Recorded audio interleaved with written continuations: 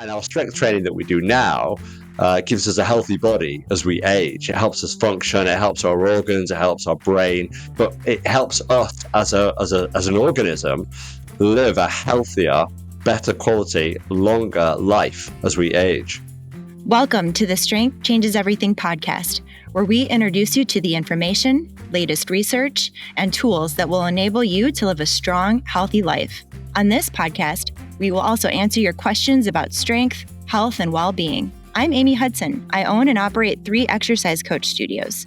My co-hosts are Brian Sagan, co-founder and CEO of The Exercise Coach, and Dr. James Fisher, leading researcher in evidence-based strength training. And now for today's episode.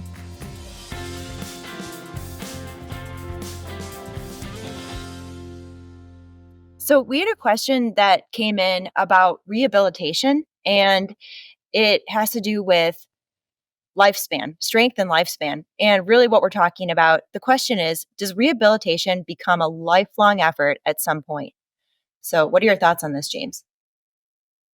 I think this is a great question, and I had knee reconstruction from a basketball injury a couple of years back, and it makes me think about strength training through the lifespan.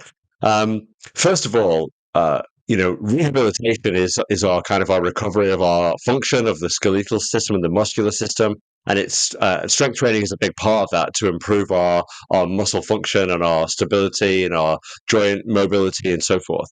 But I also think that we shouldn't think of rehabilitation as something that I do for 6 months and then I'm back to where I once was. And in fact, if we take a step back from just rehabilitation and we think about strength training through a lifespan or strength through a lifespan, then historically, we've been guilty of thinking that as we age, there's this kind of just steady tapering off of strength, with each year or successive 5 or 10 years in life, our strength just kind of deteriorates and deteriorates as we age.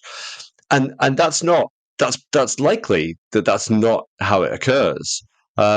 There's more of a hypothesis recently that it's actually far more stepwise than that.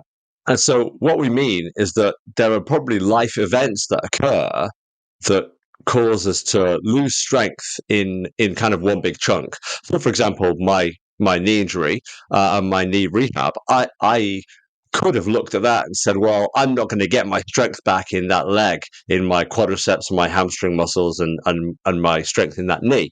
And therefore, I've had that kind of life event that's meant that I take a step down in my strength. And then there might be another life event in the next 5 or 10 years. Maybe I break a leg, or maybe I have back pain and I have to spend time off work or immobilized in some kind. And then maybe in my 70s, I don't know, have a hip replacement or, whatever it might be. We all have kind of these life events that are effectively unavoidable. But if we don't do something to kind of bounce back from those, then we do have this stepwise decline. And in fact, there's a researcher that's talked about the fact that we can invest in our strength when we're much younger to kind of build up our strength so that if we have these events later in life, we have this reserve of strength. We kind of have this insurance policy.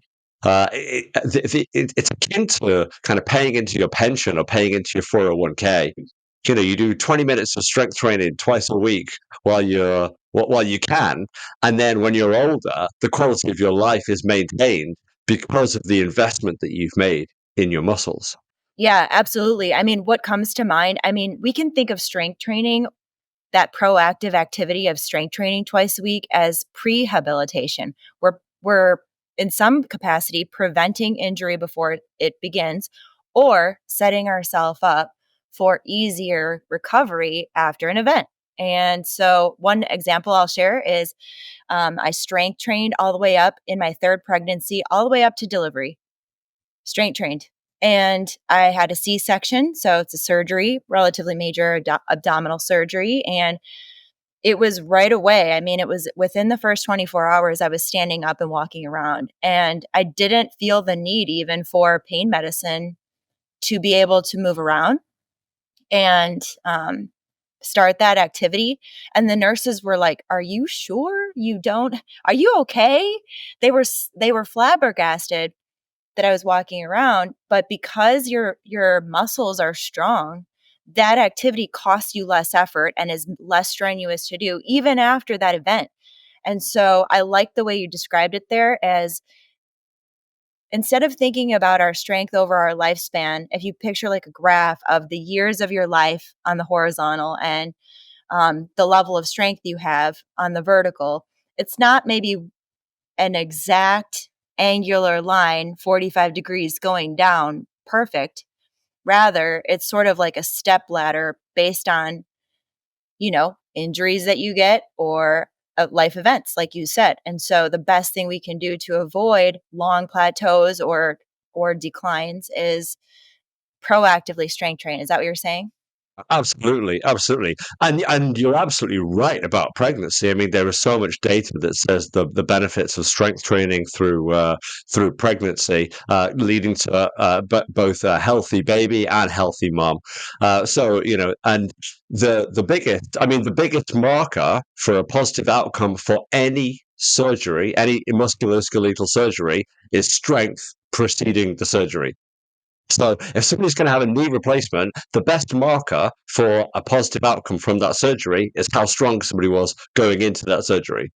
And that's just so undervalued or under discussed. Everybody who's ever going to have a knee replacement, the surgeon should always be saying, you need to go away and get your quadriceps as strong as possible so that when you come into the surgery, you're at an advanced stage of recovery, or you're at a higher stage ready for recovery. Um, the strength training is often talked about, in the same way as brushing your teeth. We make this investment every day in brushing our teeth so that we can keep our teeth and have healthy dental hygiene when we're older. And our strength training that we do now gives us a healthy body as we age. It helps us function. It helps our organs. It helps our brain. We're going to talk about some of the other health benefits of strength training in other episodes.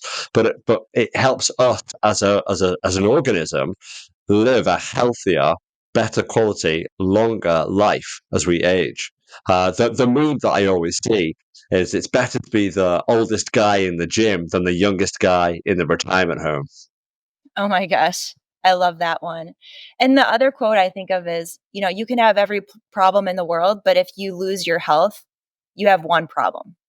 It's the foundation of everything in our life, right? And so it sounds like, what we're saying is um it's just as important to strength train to prevent injury or prior to a surgery as it is to strength train again to restore and rehabilitate after that event. Do you have any recommendations on strength training following a surgery or following a big life event like that?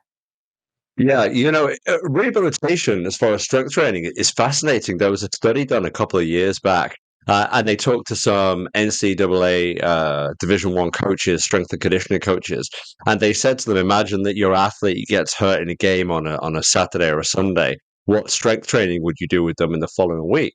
And they all said, "Oh no, we'd rest them." And this is, in my mind, this is completely the wrong approach. Having an injury doesn't mean that you stop strength training. It means that you strength train around that injury. I've worked with wheelchair athletes. I've worked with visually impaired athletes, and there is always a way to do something. We don't say to somebody in a wheelchair, "Are you in a wheelchair? You just can't do those things anymore." They just find a way to do those things.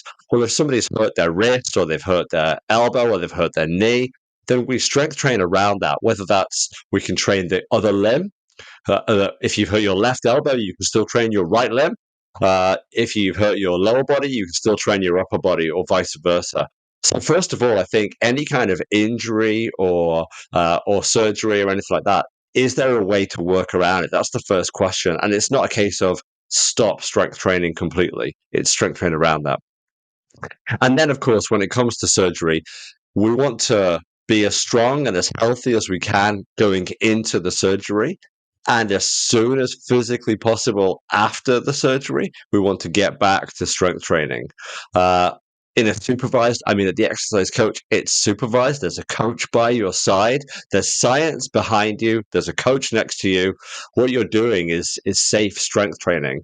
And I think that's really important. And then, of course, when we think about it from a rehabilitation point of view, I mean, this is a great question. Does rehabilitation just become a lifelong event?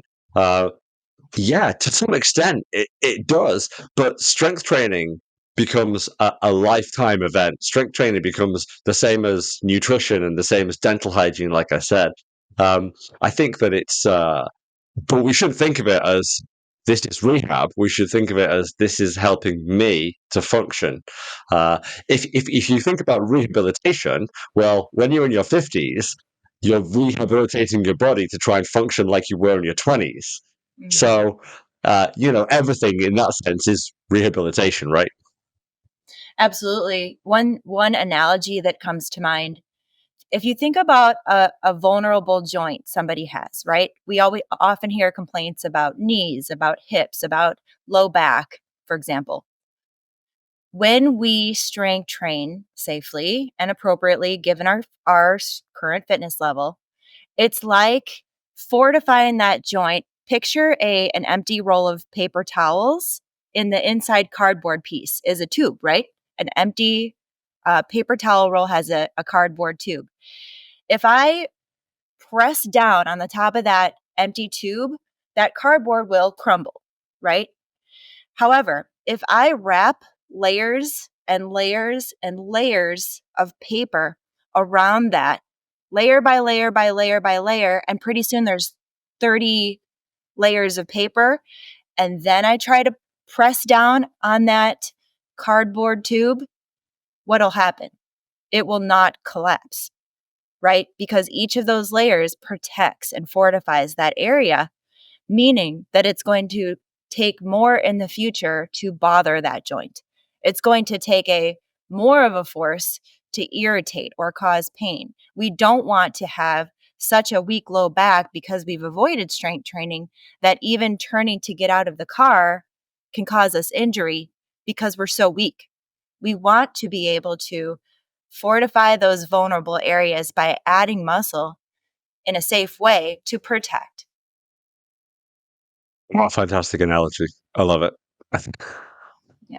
Well, and I hope that is a helpful way to think about yourself and your body and really what you're doing when you think about strength training and you think about preventing injury or coming back from an injury. That strength training really is your friend throughout the entire process. It's just thinking about it in the smartest way possible. So, James, thank you for giving us that insight today. Thank you. Thanks for listening to today's episode. If you enjoyed this episode, please share it with a friend. Make sure you follow the show on Apple Podcasts, YouTube, or wherever you get your podcasts so that you never miss another episode.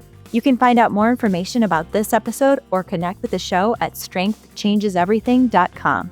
Join us next week for another episode. Here's to you and your best health.